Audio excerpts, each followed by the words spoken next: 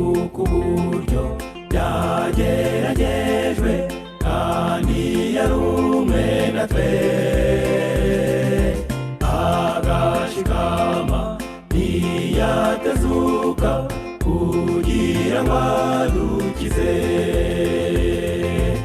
ahagaze ku runyakomanga ashaka kugukiza niwumva ijwi rye kingura umutima wawe awuturemo ahagaze ku runyakomanga ashaka kugukiza niwumva ijwi rye kingura umutima wawe awuturemo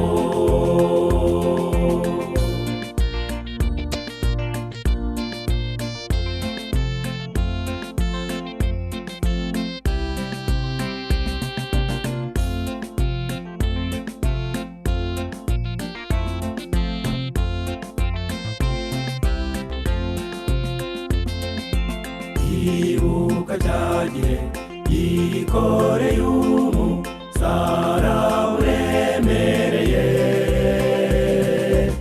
amukwe cyane maze akabambwa gapfazira ibyaha byacu ahagaze ku runyakomanga ashaka kugukiza niwumva ijwi rye kingura umutima wawe awuturemo ahagaze ku runyakomanga ashaka kugukiza niwumva ijwi rye kingura umutima wawe awuturemo ahagaze ku runyakomanga ashaka kugukiza niwumva ijwi rye kingura umutima wawe awuturemo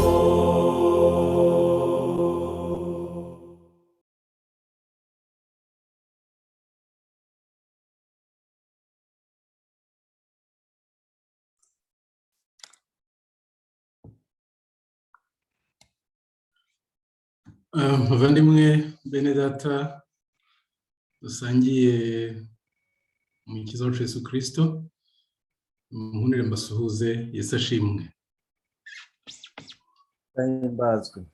nejejwe cyane no kubana namwe muri uyu munsi wera Imana yahaye umugisha kandi ikawuduha kugira ngo tujye dusabaniramo nayo maze twigire ku birenge bya Yesu nkuko byavuzwe nitwa Sibomana Emmanuel ndi umurezi nkaba ntuye ahitwa ku Muyumbu benshi ndibwira ko muhazi kansengera ku itorero rya Rugende nkuko byavuzwe ariko itorero rya Zindiro ndifitemo inshuti n'abavandimwe benshi cyane ndibwira ko nisanga kuba ndi kumwe namwe ndetse na pastor w'intara yanyu ngira ngo yaje iwanyu avuye hano iwacu rero ndi mu bavandimwe Imana ishimwe cyane kandi ikomeze kuduhana umugisha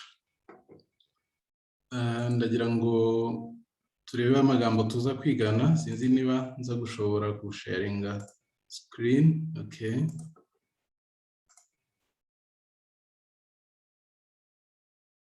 iragaragara Yego ndagaragara. okay murakoze cyane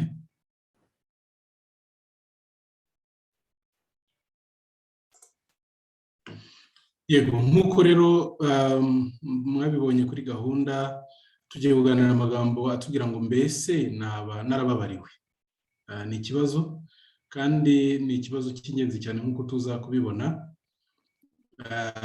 kubera ko amagambo badusomeye yanditswe muri Zaburi igice cya 32 ku murongo wa 1 n'uwa 2 Dawidi yaravuze ati hahirwa uwababariwe ibicumuro bye, ibyaha bye bigatwikirwa. Aravuga ati hahirwa umuntu w'iteka atabaraho gukiranirwa, ndetse umutima we ntubemo uburiganya. Ni amagambo y'ingenzi cyane, ariko ni n'amagambo atoroshye guhita umuntu ayumva, ariko ni n'amagambo arimwo ibyiringiro. Ikindi uko tuyumva ntabwo ari amagambo yavuzwe n'umuntu usanzwe cyangwa se ngo abe yarapfuye kuyavuga gusa adafite aho ahereye, ahubwo Dawidi yarazi icyo avuga. Yarazi icyo avuga, kuki se yavuze aya magambo akavuga ko hahirwa uwababariwe. Kuri Dawidi yarazi agaciro cyangwa se uburemere bw'umutima ucira umuntu urubanza. Yarazi ikibazo urubanza rutera mu mutima w'umuntu, kuko iyo turebye Zaburi ya 51 yanditse amaze arimo kwicuza icyaha yari yarakoze igihe yasambanyaga umugore wa Uriya, ndetse akaza no kumwicisha, amaherezo akaza gushyira uwo mugore. Hanyuma umuhanuzi Natani akaza kumubwira iby'icyo cyaha, twarabibonye mu byigisho twabonye mu minsi ishize. Arimo atekereza kuri iki kintu n'uburemere bw'icyo yakoze, yaravuze ku murongo wa 3 ati kuko nzi ibicumuro byanjye, ibyaha byanjye biri imbere yanjye iteka. Mbese Dawidi ntabwo byamukundiraga gukora icyo ari cyo cyose, kuko icyo yajyaga gukora yatekerezaga, agatekereza ku cyaha cye, ibyaha bye byari imbere ye iteka ryose, kandi umutima umucira urubanza ntumuhe gutuza. Mu gice cya 32 twasomye ariko ku murongo wa 5b aravuga ati naravuze nti ndaturira Uwiteka ibicumuro byanjye, nawe unkuraho urubanza rw'ibyaha byanjye. Mu Cyongereza bakoresha ijambo guilt. Mbese guhora wiciraho iteka, kumva nta byiringiro, ukabaho wumva ko rwose uri impezamajyo kubera ko uri umunyabyaha. Iki ngiki Dawidi yaragisobanukiwe, agasobanukirwa n'urubanza ruhora mu mutima w'umuntu n'ingaruka bifite, nuko kuvuga ati hahirwa uwababariwe. Cya kabiri kinakomeye cyane, ko Dawidi yumvaga agaciro ko kuvanwaho uru rubanza n'umunezero bitanga. Haleluya! Yaraza agaciro kubera ko uru rubanza rwari ruremereye umutima, kuvanwaho ubu buremere cyangwa se uru rusyo, yarazi umunezero bitanga. 51 iyo Zaburi 9:10 yaravuze ati unyejeshe Zobu ndera, unyumvishe umunezero n'ibyishimo. Mu yandi magambo, agifite uyu mutima umucira urubanza, Dawidi nta munezero n'ibyishimo yari afite. Yaravuga ati banza unyeze hanyuma mbone kugira umunezero n'ibyishimo. Iyo Zaburi kandi ku murongo wa 14 kugeza 16 yaravuze ati unsubizemo kunezererwa n'agakiza kawe. Biravuze ngo niba dufite umutima uducira urubanza, ntabwo tuzanezezwa n'agakiza k'Uwiteka. Dawidi yaheruka kunezererwa agakiza k'Uwiteka igihe atari afite umutima umucira urubanza. Aravuga ati unkomereshe umutima wemera, nibwo nzigisha inzira yawe abacumura, abanyabyaha baguhindukirire. Hanyuma umurongo wa 16 aravuga ati Mana, niwe Mana y'agakiza kanjye, unkize urubanza rw'inyama y'umuntu, nibwo ururimi rwanjye ruzaririmba cyane gukiranuka. Dawidi tuzi nk'umuririmbyi wahimbye Zaburi nyinshi, wari umuhanzi. Twavuga ngo iyo yajyaga kuririmba, ibyaha bye byarazaga bikamubuza kuririmba gukiranuka kw'Imana. Rero umutima ucira umuntu urubanza ni ikintu gikomeye, ni ikintu kibi cyane, gituma tutishimira agakiza k'Imana, gituma tutagira umunezero n'ibyishimo, kandi bituma tutaririmba ngo ururimi rwacu ruririmbe gukiranuka kw'Imana. Aho uwo ni Dawidi wabivuze. None se kuki uyu munsi twebwe dukeneye kumenya ko hahirwa uwababariwe? Uyu munsi Uwiteka yaturinganije aya magambo akatubwira ngo hahirwa uwababariwe, kuki dukeneye kubimenya no kubisobanukirwa? Bibiliya itubwira ko bose bakoze ibyaha, mu Roma 3:23, kandi ibihembo by'ibyaha ni urupfu. Bityo rero ubwo bose bakoze ibyaha, mu yandi magambo bose bagomba gupfa. Kandi ubwo bimeze gutyo, ahari byasa naho nta byiringiro biriho, kubera ko umuntu aravuga ati twakoze ibyaha njyewe nawe, kandi ibihembo by'ibyaha ni urupfu. Ubu rero dukwiriye gupfa nta byiringiro bihari, bigatuma abantu bajya mu mu myitwarire n'imyifatire itari myiza, bavuga bati n'ubundi nk'uko Bibiliya ibivuga mu isomo rimwe bavuga ngo uyu munsi nimarike tubyine turye tumwe tunezerwe kuko ejo tuzagenza gute, ejo tuzapfa. Kandi isi ibayeho gutya mu by'ukuri. Umuntu aravuga ati rya ukiriho, inezeza ukiriho, kuko n'ubundi hari imvugo iriho muri iki gihe ngo nta myaka 100 ariko ijambo ry'Imana ibyiringiro ridahari tubwira ko twebwe tuzabaho imyaka irenze 100 ndetse tuzabaho by'iteka ryose. Ariko udafite ibi byiringiro yakwitwara nk'uko aba bantu bitwaye, bityo bikamurangiriza muri ya nzira twabonye nk'aho Eliya yaganaga ya depression, ndetse bikaba byageraho nawe yisabira gupfa. Burya Eliya twavuze aho twari turi mu gitondo twiga ibyigisho twavuze ngo nuko yari umukristo, ariko ubundi Eliya yari kuba yarafashe inzira nk'iyo benshi bari gufata muri iki gihe yo kwiyahura, kuko yaramaze kuvuga ko gupfa bimurutira kubaho. Ariko nubwo hari abantu bashobora gutekereza ko nta byiringiro bihari, Bibiliya itubwira abantu batandukanye bari bafite ibyiringiro ndetse rwose badashindishwa umushyitsi n'ibyari iruhande rwabo nubwo byari byinshi. Pawulo yandikira Timoteyo yaramubwira ati ubugewe maze kumera nk'ibisukwa ku gicaniro, igihe cyanjye cyo kugenda kirasohoye.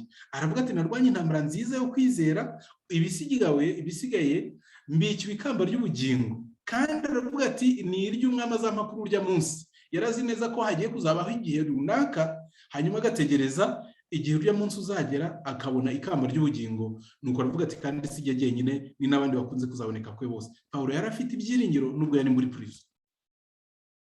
Tubona umusaza Simeyoni nawe amaze kwakira umwana Yesu mu biganza bye, abona isezerano Imana yamuhaye rirasohoye. Aravuga ati noneho mwami sezerera umugaragu wawe amahoro, kuko amaso yanjye abonye agakiza kawe. Aravuga ati ubu nakwigendera, ntabwo yatinyaga urupfu, ahubwo ngategereza kugira ngo igihe nikigera nzabane nawe. Simeyoni yari afite ibyiringiro. Mose igihe Imana yari imaze kumubwira iti Mose tegeka ibyawe ubundi ntabwo uzagera i Kanani, hari yaba ari jyewe cyangwa ari wowe, dutekereza uburyo twari gusubiza. Mu gihe twayoboye abantu tubajyana i Kanani ho twabwira ko abo twayoboye bazabona iryo sezerano, twebwe ntituribone. Nuko Mose aravuga ati ibyo ntabwo ari cyo kibazo, ahubwo ikibazo gikomeye ni ubwoko bwawe busigaye. Nuko Uwiteka yitoraniriza umuntu wo gutwara iteraniro, kugira ngo iteraniro ry'Uwiteka ritaba nk'intama zitagira umwungeri. Aba bantu bari bafite ibyiringiro. Twabona n'ingero muri Bibiliya. None ni gute jyewe nahamya ko nababariwe kugira ngo ngire ibyo byiringiro nanjye? Najyaga numva mu minsi ya kera turi mu rusengero ugasanga umubwiriza aravuze ati ariko abantu bumva Yesu aje uyu munsi bajya mu ijuru muzamura ibiganza. Ntabwo nzi niba mwarigeze kumva ikibazo nk'icyo, ariko aho n'abagandi nabonaga ibiganza bikeya cyane. Nanjye ubwanjye sinatinyukaga kukizamura, kuko iyo nirebaga nabonaga koko rwose ntakwiriye kujya mu ijuru.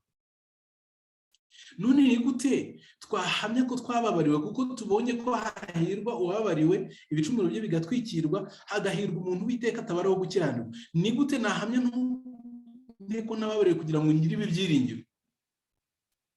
Ibyo bitume nanjye ntahangayikishwa n'ibiriho muri iki gihe cyangwa se bizaza, nk'uko Pawulo yabivuze avuga ati ntabwo duhindishwa umushyitsi n'ibyo ari byo byose, byaba ibyo mu ijuru cyangwa ibyo mu isi. Nagera nte kuri urwo rwego, kuko icyatuma ntishimira agakiza k'Imana nk'uko twabibonye ni ukugira umutima ushira urubanza. Ndagira ngo twifashe inkuru ya Yosefu, hanyuma tuze kureba uburyo twahamya neza ko mu by'ukuri twababariwe, kandi tukagira ibyiringiro by'uko Kristo aje uyu munsi cyangwa se iyi saha, twaba twiringiye ko twabana nawe muri paradizo nk'uko yabwiye cya gisambo ku musaraba. Yosefu inkuru ye ngira ngo tumaze iminsi tuyiga mu byigisho byinshi byo kwisabato. Bakuru be baramugurishije, hanyuma bituma nyuma y'urugendo rurerure n'ibyo yanyuzemo byinshi bitari binejeje, ariko yabinyuzemo afite ibyiringiro, kuko hose yanze guhemukira Imana, byatumye mu Egiputa. Igihe kigeze rero i Kanani haje gutera inzara nk'uko Yosefu yari yarabisobanuye mu nzozi za Farawo. Hanyuma bene se baza guhahira muri Egiputa, kuko bo bari baragize ubwenge, ariko si ubwenge bagize, ahubwo bagize umugisha kuko Yosefu yari ahari. Hanyuma abigisha uko bakwiriye kwifata kugira ngo batazahura n'ikibazo cy'inzara. Baje guhaha rero. Igihe bari baje guhaha mu Egiputa, ntabwo bahise bamenya Yosefu nk'uko twakomeje kubibona, kandi nyamara Yosefu we yarabamenye. Ariko ibyigisho by'ishuri ryo ku isabato twize mu minsi yashize byaratubwiye ngo ntabwo tuzi igihe Yosefu yabikoreye, ariko Yosefu bene se baje kugira mu Egiputa yararangije kubabarira kera, yari yarababariye rwose. Kuri we nta rubanza yari abafiteho, ariko turaza kureba niba bo nta rubanza bari bafite. Yababwiye iki se amaze kubibwira nyuma y'ibindi birebire banyuzemo? Yosefu yarababwiye ati ndabinginze ni mu nyegere. Baramwegera, aravuga ati ndi Yosefu mwene so mwaguze mu njyanwe mu Egiputa. Aravuga ati none rero ntimubabare kandi ntimwirakarire yuko mwanguze. Mu magambo aravuga ati urubanza rw'icyaha mwankoreye rubaveho, mu mutima yanyu ntikomeze kubacira urubanza, nimwirakarire kuko mwanguze mu nzanwa ino. Imana niyo yaratumye mbabanziriza ngo ngize ubugingo bw'abantu. Iki cyari cyo kwibuka cyigisho cy'ishuri ryo ku isabato gishize niba nibuka neza. Aravuga ati dore rimaze imyaka 2 mu gihugu kandi hasigaye indi myaka 5 batazahingiramo ngo basarure. Nuko aravuga ati Imana yatumye mbabanziriza ngo ibabesheho, mugire icyo musiga mu isi, ibarokoze gukiza gukomeye. Nuko none simwe mwanyohereje inaha, ahubwo ni Imana. Urubanza rwose Yosefu arubakuyeho, kandi yangize nka se wa Farawo n'umutegeko w'urugo rwe rwose n'umutware w'igihugu cya Egiputa cyose. Ani magambo Yosefu arababwira tumva icyo mwakoze mwebwe mwari muzi ko ari kibi, ariko iteka yakizanishije icyiza, dore undi umutware w'igihugu cya Egiputa, nuko nimwirakarire. Ani magambo rero Yosefu arababwira ngo ni umutware, ntabwo yababwiraga ngo afite imbaraga zo kugira icyo bakoraho, ahubwo yarababwiraga ati ndi umutware w'igihugu cya Egiputa cyose, nuko rero mufite umuvandimwe wanyu w'umutware, ntimukwiriye kugira ikibazo, nta n'ikibazo cy'inzara muzagira mu myaka 5 iri imbere, kuko Imana yangize nka se wa Farawo. Rwose ngewe navuga ngo Yosefu yababwiye amagambo ya ngombwa yose atuma bashobora kugira ibyiringiro by'uko bababariwe. Nyuma rero umuryango wa Yosefu waje kwimukira mu Egiputa, ibyo turabizi. Hanyuma Farawo aza kubatuza i Gosheni. Kera baduciraga imigani, abakibyibuka umugani wasoza kuvuga ngo nuko baratunganirwa. Ariko hari irindi jambo ryongeragaho ngo sije wahera. Ngira ngo ahangaha turavuga ngo baratunga bagatunganirwa, ariko ntituri buvuge ngo sije wahera, kuko amateka ya bene Yakobo ntabwo arangirira ahangaha. Hari ibyakurikiyeho. Yakobo yaje gupfa, ari we se waba bose. Nuko bene se baravuga bati none Yosefu yaba yaratinyaga data, none ubwo data apfuye bigatuma Yosefu agiye kuzatugirira nabi. Iki ni ikibazo gikomeye, ngira ngo namwe mwibaze, mbese bene se wa Yosefu bigeze bemera ko bababariwe? Biragaragara ko rwose batari barigeze bagira umutima wo kumva ko Yosefu yababariye. Dore icyo bamubwiye ngo bene se wa Yosefu babonye ko se apfuye, baravugana bati ahari Yosefu azatwanga, atwiture rwose nabi twamugiriye. Ntabwo tuzi imyaka yashize Yakobo atuye muri Egiputa, ariko ikigaragara nuko imyaka yashize yose aba bene se wa Yosefu batigeze bayigiramo amahoro.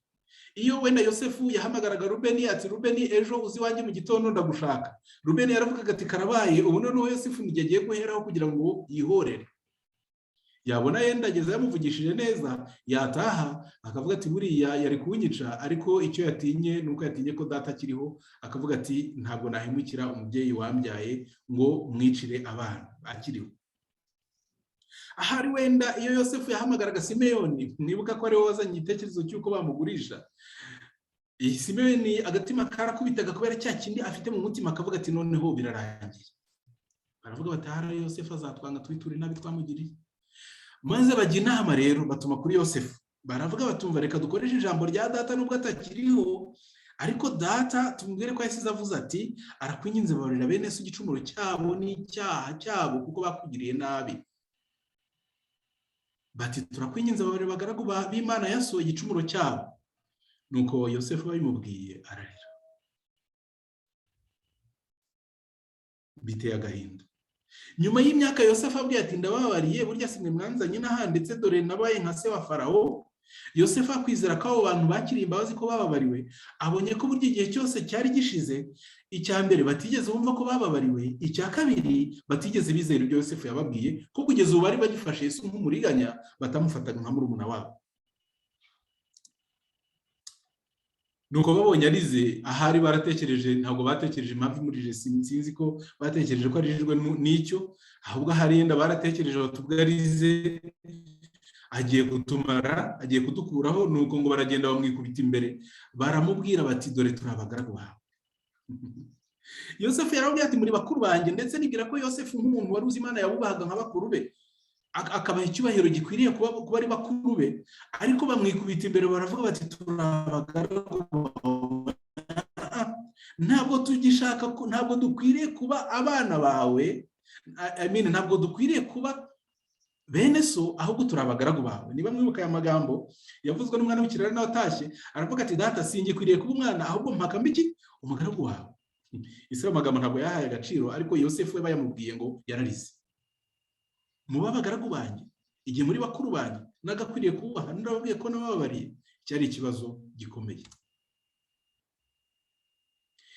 None se aba bene se bigeze kumva ko bababariwe? Kuki se batigeze bumva ko bababariwe kandi Yosefu yarabibabwiye, akabibabwira ntaho abakinze, kandi mu gihe bari bamaze mu Egiputa nta mutima mubi bari barigeze babona kuri Yosefu. Ariko bamaze icyo gihe nta mahoro bafite, bameze nka Dawidi. Iyo bajyaga mu rusengero, niba i Gosheni barasengaga, niko mbitekereza, bakaririmba icyubahiro cy'Imana. Dawidi yaravuze ati yewe ntabwo byakundiraga kuririmba icyubahiro cy'Imana mfite umutima ucira urubanza. Nabo buri gihe bajyaga imbere y'Imana ntabwo bigeze bishimira agakiza Imana yari yarabasezeranije. Yewe ndatekereza ko batigeze banishimira cyane ibyiza by'i Gosheni kubera uwo mutima wabaciraga urubanza. Kuki se batizeye ko bababariwe? Twarimo tubitekerezaho, dore ibisubizo bimwe ntekereza. Icya mbere, bibwiraga ko icyaha cyabo cyari gikomeye ku buryo kitababarirwa. Umutima wabo waciraga urubanza nk'uko twabivuze, bari bafite iriya guilt mu mitima yabo, bakavuga bati oya, murumuna wacu twaramugurishije, iki cyaha kirakomeye. Ndetse twebwe uretse no kuba byitwa kumugurisha, ariko byitwaga no gupfa, kuko burya bamujugunya muri uriya rwobo ntabwo bari bafite gahunda yo kuzamugurisha, bavuga ko azicirwamo n'inzara ubundi bikaba birangiye. None twishe murumuna wacu, murumva dukwiriye kubabarirwa? Ariko Yesu abwira abigishwa be ndetse natwe twese yaravuze ati mubabarira abandi nk'uko so nawo mu ijuru namwe yabababariye. Tugiye gusesengura ibintu mu buryo bwimbitse, twasanga aba bantu bo uramutse bakoreye cyangwa icyo Yosefu yabakoreye batakubabarira, bakavuga bati rero nta igihe cyandi kibabarirwa, kuko natwe ubwacu ntabwo twakibabarira. Ikindi, ntabwo bizeraga ko ibyo Yosefu yababwiye ari ukuri, tumacira urubanza. Icya kabiri, kutizera. Yosefu yari yarabivuze, ariko ntabwo babyizeraga. Icya gatatu, bifuzaga kugira, noneho bamaze kubona ko umutima bacira urubanza, bakabona ko batizeraga ibyo Yosefu yavuze, bifuzaga kugira icyo bakora kugira ngo nibura bagure imbabazi za Yosefu. Twabonye ko bamwikubise imbere, baravuga bati turi abagaragu bawe. Mu yandi magambo, bifuzaga ko Yosefu yababwira ati ubwo noneho guhera uyu munsi mujye muhinga mu mirima yanjye, abagore banyu bajye baza kumvomera, muze mumbere abagaragu, nicyo kizatuma mbababarira. Niko batekerezaga. Bati niyo yatubwira ngo tujye twirirwa tumukorera imirimo, tumubera abagaragu, ariko nibura twumve ko twababariwe. Bashakaga kugura imbabazi za Yosefu, kandi mu by'ukuri imbabazi Yosefu yari yarabigiriye uko zari zingana ntacyo bari babona bazigura, kuko zari nyinshi. None se twebwe dufite ibyiringiro ko twababariwe, cyangwa se twebwe ntitwaba dufite impamvu nk'izi zituma natwe tutagira ibyo byiringiro ngo twumve ko twababariwe, tugahora buri gihe dufite umutima uducira urubanza, tukaba tuvuga tuti twakoze ibyaha byinshi kandi bikomeye, tukavuga tuti n'ubu iyo twirebye dusanga turi abanyabyaha, tukaba dufite kamere, ntabwo twumva ijwi ritubwira ko twababariwe, ntabwo tubyibonaho, ntabwo turabyiyumvamo, tukavuga tuti tugomba kugira ibyo dukora kugira ngo Imana itubabarire cyangwa itwemere. Ni ikibazo gikomeye cyatuma natwe twinyaga ibyo byiringiro nk'uko bene se wa Yosefu bamaze imyaka myinshi barababariwe, nyamara bo batarigeze babyizera. Ikibazo gikomeye wenda twakwibaza ni ikivuga ngo none se ni iki cyari kwemeza bene se wa Yosefu ko bababariwe? ni ikibazo ngira ngo twese uko turi hano kuri platform tugitekerezeho. Ni iki cyari kwemeza bene se wa Yosefu ko bari? Igisubizo cyoroshye nuko Yosefu yari yarabivuze. Ntabwo ari uko bo bari bagize ibyo bakora ngo babe bumva bakwiriye imbabazi za Yosefu. Oya, Yosefu yari yarabivuze kandi yari yarababaririye na kera ataranababona. Kubabona kwa Yosefu byari umugisha.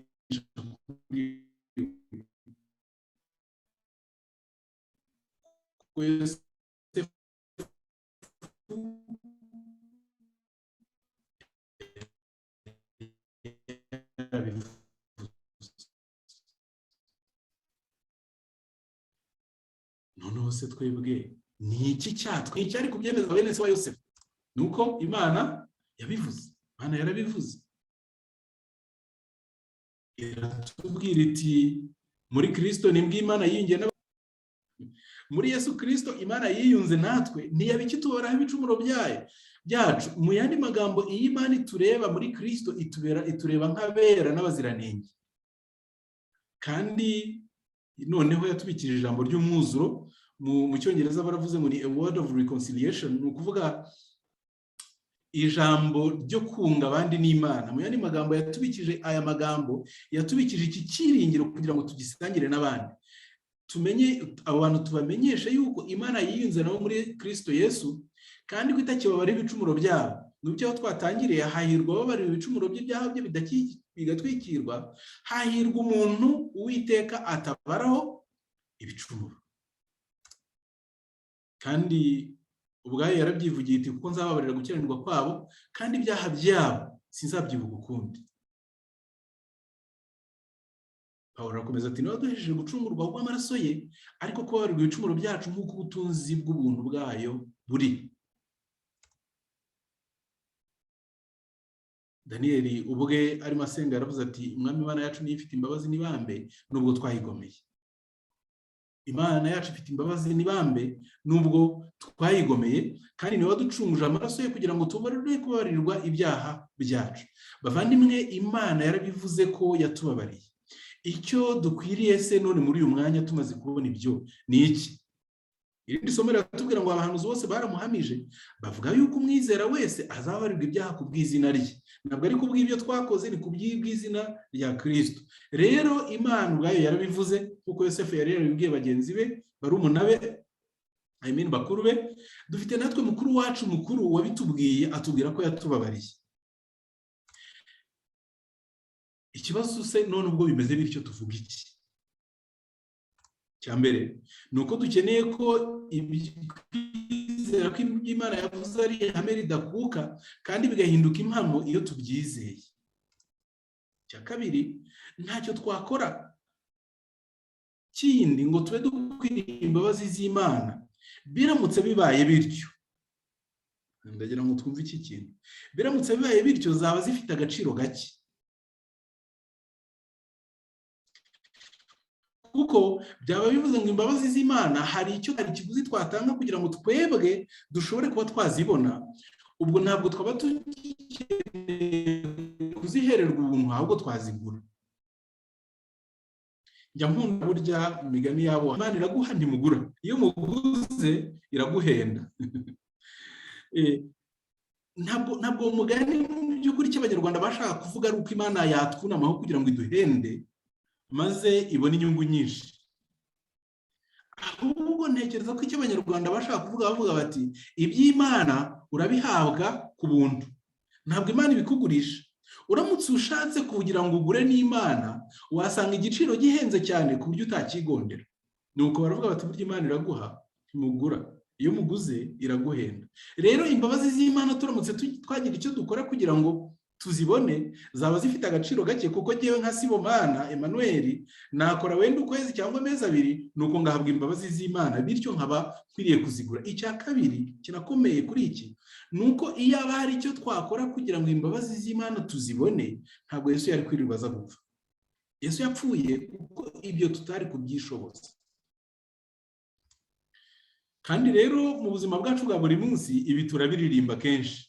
Ndagira ngo yaba twari mu rusengero twari kuririmba ntacyo twakora kindi kugira ngo tube dukwiriye imbabazi z'Imana. Ibyo twabibonye.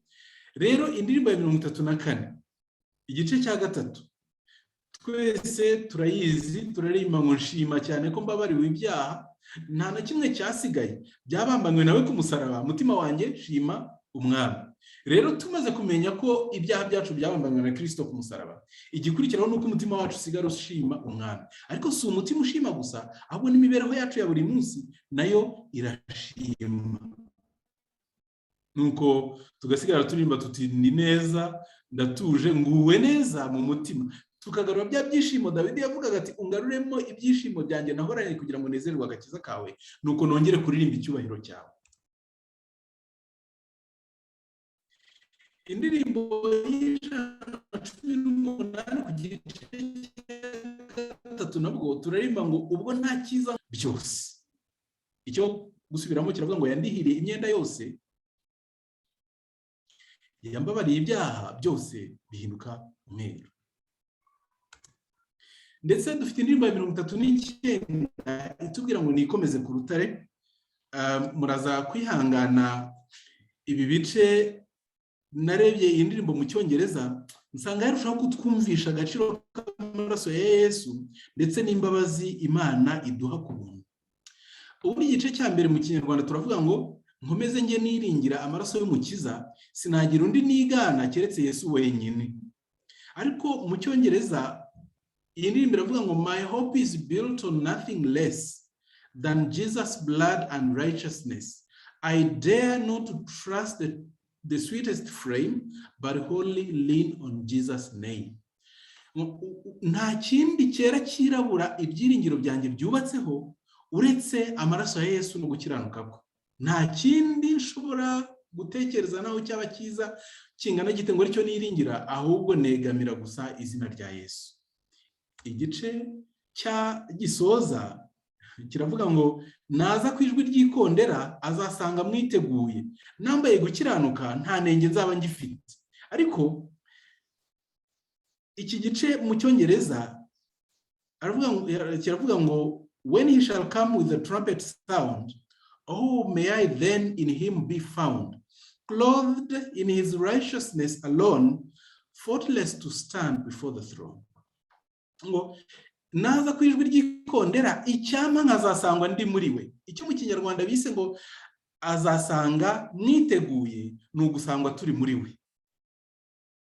Mu Kinyarwanda tukavuga ngo nambaye gukiranuka nta nenge nzaba ngifite, ariko mu Cyongereza ugenekereje mu Kinyarwanda bakavuga ngo nambaye gukiranuka kwe konyine, nambaye gukiranuka kwe konyine nibwo nzaba ntafite inenge ngo nshobore guhagarara imbere y'intebe y'Imana. Bavandimwe, Kristo wenyine gukiranuka kwe niko kuduhagije. Twambaye gukiranuka kwe konyine nibwo dushobora guhagarara imbere y'intebe y'Imana. Ikibazo rero ni iki?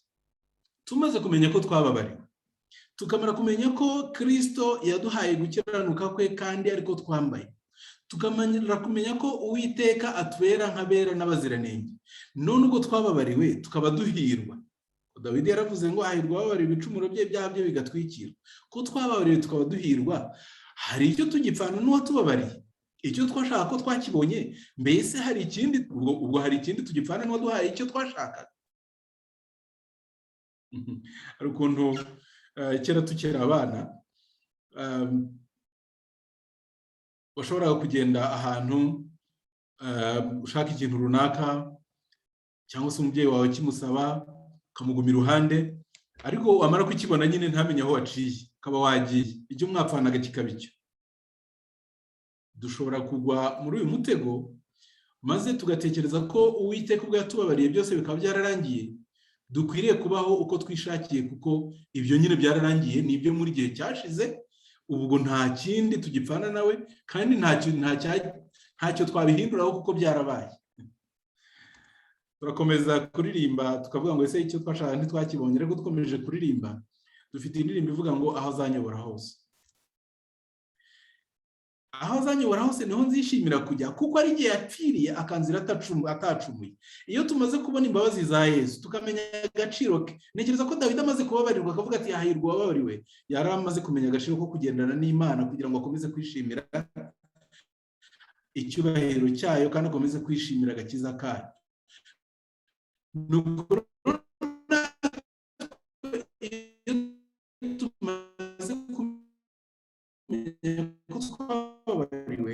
Dusigara tuvuga ngo aho azanyobora hose niho nzishimira kujya, tukishimira kumwumvira kuko ari twe yapfiriye. Nuko bikaduha ibyiringiro tukavuga tutishingishidikanya rwose ko ni kumwe na Yesu kandi nizigiye kuvuba nzamureba duhanganye. Bavandimwe, kumenya iki tukagira ibyiringiro tukavuga ngo vuba, nuko tukavugana nka Yohana ubwo yavuga ati haleluya ngwino mwami Yesu, ni ikintu cy'ingenzi cyane. Kandi ibi byiringiro turamutse tubifite, nibwira ko isi nuko tuyibamo n'ibituzengurutse byarebwa ukundi, ndetse n'ubuzima bwacu bwahinduka. Nuko tukavuga tuti nizigiye ko vuba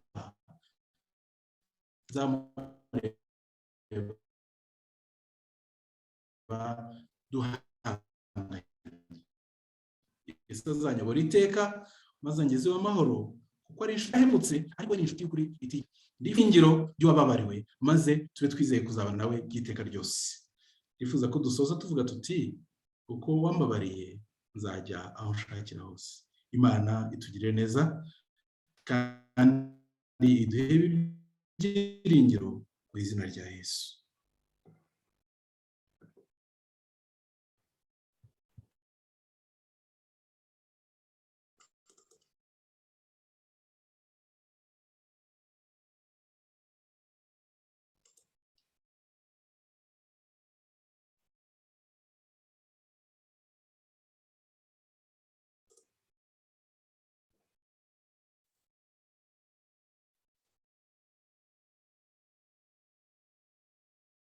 Hello?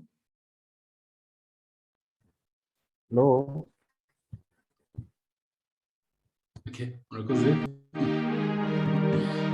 Ntekereza ko dushobora kuba tutumvikana.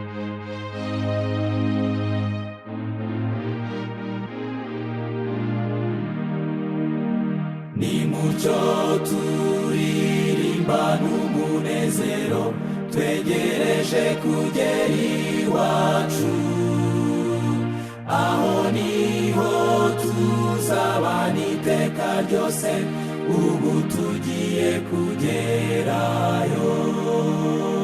Mu gihe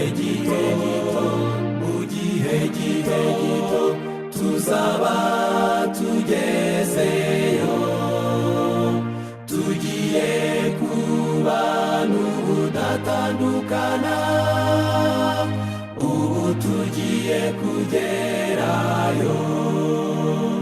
Mucyo dushishikare dukore neza, twegereje kugera iwacu, kandi Imana yiteguye kutwakira, ubu tugiye kugerayo. Mu gihe gito tuzaba tugezeyo, tugiye kubana ubudatandukana, ubu tugiye kugerayo. Dukomeze urugendo twe gucogora, twegereje kugera iwacu. Nimucyo twamamaza iyo nkuru nziza, ubu tugiye kugerayo. Mu gihe gito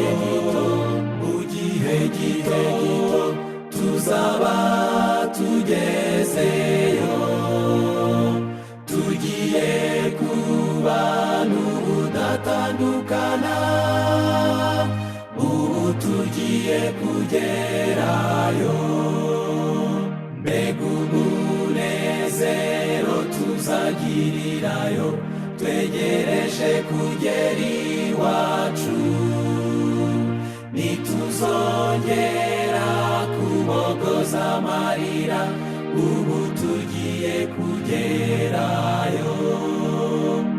mu gihe gito tuzaba tugezeyo, tugiye kubana ubudatandukana, ubu tugiye kugerayo.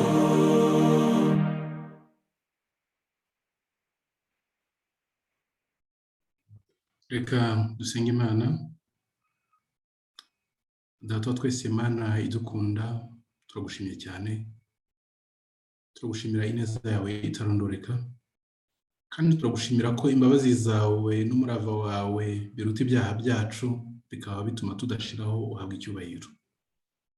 Turagushimira ko wadukunze, ndetse igihe twacumuraga ukaducungura, ukatubabarira Mwami Imana ibyaha byacu byose, kandi turagushimira ko watumenyesheje iryo jambo kugira ngo tukwizeje.